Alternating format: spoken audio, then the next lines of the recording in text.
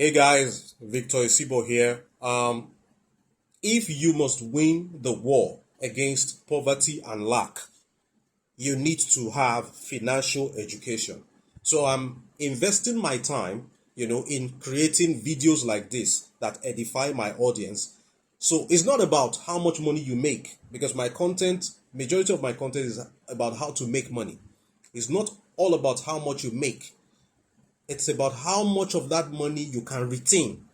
Yes, it's not about making all the money in the world, then blowing it all off tomorrow.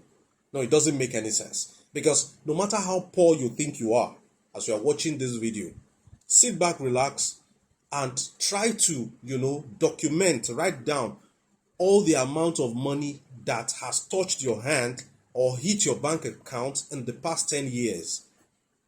If it is possible for you to remember gifts that people gave to you, um, payment for services that you rendered, payment for goods that you sold in the past 10 years. Can you record them? If you could record them and arrive at a particular figure, then you will agree with me that you're not actually poor. Yes, you're not actually poor. You make enough money. Okay? If let's assume that in the past 10 years you have made $5,000. Now, look into your wallet right now or your bank account and tell me how much is there. $0. That's to tell you that you made enough money. Your problem is not how to make money. Your problem is how to keep and retain some of the money that you have made. So financial education and literacy content is very important. Now, we have to be able to distinguish between assets and liabilities. All right. Now, generally speaking, a car is a necessity. All right. And anything in this world can either be an asset or a liability depending on how you use it. You see that car that does not put money in your pocket, takes money out of your pocket by way of maintenance, fueling, and servicing, that car is a liability. But if that car, you use it for Uber, transportation business, and it brings in some money, and from that money you could service it, then that car is actually an asset. Now, we're not talking about commercial vehicles now in this video. We want to talk about private vehicles that you use for yourself. All right. The purpose of a vehicle transportation is to take you from point A to point B. I want to say really quickly, if you're watching me from a part of the world where you have efficient public transportation services, where you can order a Uber and in less than 1 minute they are there to take you to where you're going, or you could just hop out of your house and pick a train or pick a bus conveniently, you probably do not need a car. You probably do not need a car. So even if you need a car, where it is a necessity, okay, you don't need a luxury car, no matter how rich you are, because it doesn't make any financial sense to own a luxury car, no matter how much money you have. Okay, if for instance you go and buy a Range Rover Velar, or what do they call it, the latest model, from a car shop, the moment you start the engine of that car and drive away from that car shop, that car has lost 5% of its original value. In Nigeria, they call it second hand. All right? It is no longer brand new. You can't convince me otherwise. It is a used vehicle. It doesn't matter if you've been using it for the past 2 minutes, 2 days, or 2 weeks. It is a used vehicle.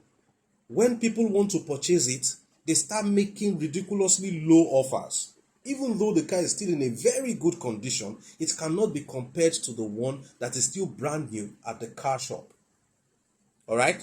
So, by the time you drive that car for maybe 10,000 miles, within a year, it has lost close to say 20% of its original value. So, you see, it is a nosedive. The graph goes down for that luxury vehicle you bought.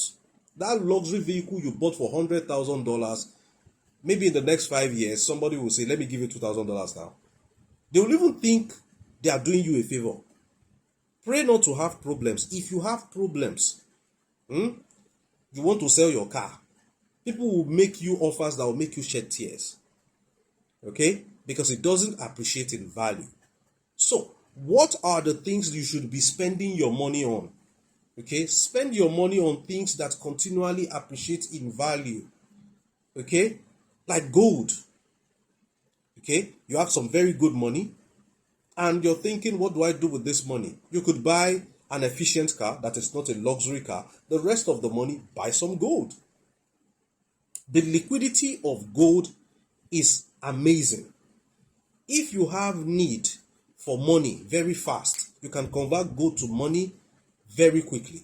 That the same cannot be said for properties. Okay, you could put a house up for sale and for a whole year nobody has bought it. But for gold, just check in with the next aboki and they're going to buy that gold from you and you're going to get money. So instead of buying that Range Rover Sport, buy a Rolex wristwatch. It is a good investment. It's a luxury item that appreciates in value. You can fact check me. Rolex continually appreciates in value. So at the same time you're looking good, at the same time you have made a good investment decision buying a Rolex, wearing a Rolex. So I'd rather drive a Toyota Camry and own like 3 or 5 Rolexes than wear an ordinary wristwatch and drive a Range Rover Sports Jeep. Okay, so if you love financial knowledge and tips, if you love reviews of make money online and offline opportunities, don't forget, I am your sure plug. Make sure to subscribe to this YouTube channel. Turn on the bell notification icon, put it on all so that you don't miss any of my subsequent videos. Until I see you in the next one, I remain Victor Isibor. I'm out.